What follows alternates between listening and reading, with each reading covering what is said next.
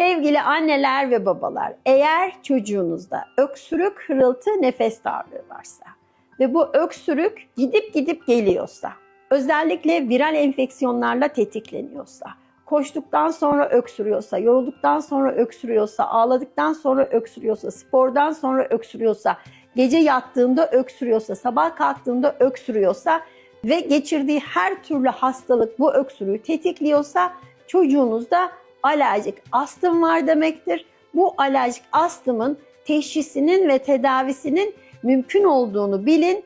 Bunun için mutlaka size en yakın, en güvenilir, en kolay takipte kalabileceğiniz çocuk alerji uzmanıyla takibe girin ve kalıcı bir tedavi olan alerjik astım tedavisindeki aşı tedavisini doktorunuzla mutlaka danışın.